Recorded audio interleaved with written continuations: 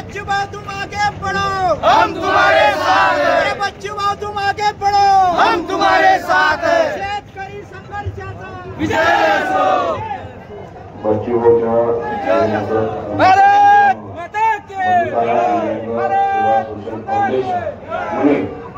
यांनी पाठिंबा जाहीर केला। जलशक्ती पक्षाचा विजय असो। प्रहार जलशक्ती पक्षाचा विजय असो। या सरकारने जे निवडणुकीच्या वेळेस कर्जमाफीचा या ठिकाणी अजेंडा त्यांनी घेऊन निवडून आलेले आहेत का आम्ही शेतकऱ्यांचे सातबारे कोरे कोरे कोरे करू, परंतु भाऊंचं म्हणणं असं आहे का तुम्ही आश्वासनं दिले परंतु ते माझे शेतकरी कष्टकरी यांचे कर्ज कधी माफ होणार आहे। त्या ठिकाणी सरकारला आम्ही या ठिकाणी जाहीर आवाहन करतोय, जर आपण या 2-3 दिवसामध्ये आमच्या मागण्या मान्य केल्या नाही, शेतकऱ्यांच्या मागण्या मान्य केल्या नाही तर 14 तारखेला अख्ख्या महाराष्ट्रामध्ये विविध प्रकारचे आंदोलनं होणार आहेत।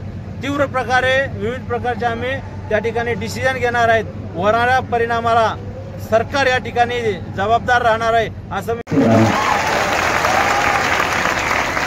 कुठल्या विषयाला जर न्याय मिळवायचा असला तर प्रत्यक्ष रस्त्यावरती यावं लागतं। नुसतं इथं येणं, काळजी घ्या म्हणणं, आम्ही सोबत हे म्हणणं याने न्याय मिळत नाही। आज जर आपले बच्चू भाऊ आपल्यासाठी जर जीव द्यायला तयार असतील तर समाजानं सगळ्या शेतकरी बांधवांना ताकदीनं रस्त्यावरती आलं पाहिजे, ताकदीनं ते पण सगळं जिकडं तिकडं जाम करून टाकला पाहिजे। आणि भाऊ तुमची मागणी मान्य नाही केली ना, बघा आम्ही तरी काय करतो, आम्ही सोबत आहे तुमच्या, याला सहज तळच करतो आम्ही। आणि तेवढी शक्ती आहे आमच्यात, तेवढी शक्ती आमच्यात आहे। देवेंद्र फडणवीस साहेबांनी लक्षात ठेवावं, विरोधाला विरोध म्हणून करणाऱ्यापैकी आम्ही नाही। जरी आम्ही वयानं लहान असलो तरी समज मात्र आम्हाला आहे, कोणत्या वेळेस काय विचार करायचा, कोणत्या वेळेस कोणता निर्णय घ्यायचा, कोणत्या वेळेस काय शब्द बोलायचे, निर्णय क्षमता आमच्यात आहे। म्हणून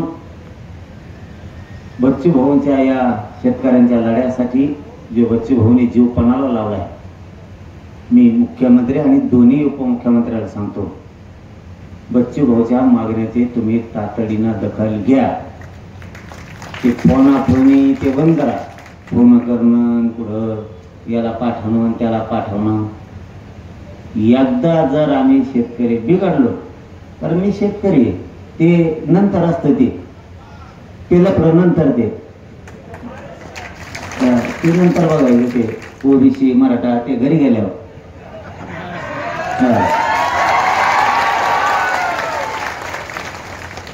सर नमस्कार, काल सोशल मीडियावर तुम्हाला पाहिलं, ही कार पाहिली, मला एकदम आता इथे आल्या आठवलं। आपलं नाव सर? मी अजित कुलकर्णी, प्रहार जनशक्ती पक्ष शहराध्यक्ष सोलापूरहून। हो, क्या बात आहे। आम्ही 5 ते 6 गाड्या घेऊन आलो।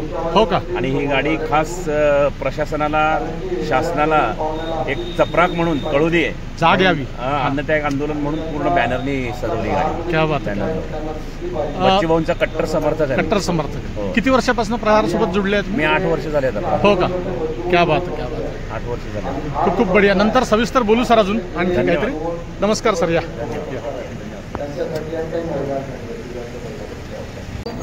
तुमच्या प्रत्येक गावामध्ये प्रत्येक शाखेमध्ये प्रत्येक कार्यकर्त्याला तुमच्या सेवेवर वाचलं पाहिजे अशा प्रकारची विनंती करतो।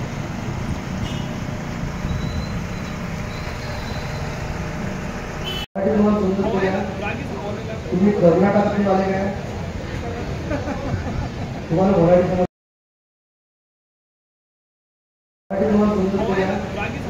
तुम्ही कर्नाटकातून आले काय?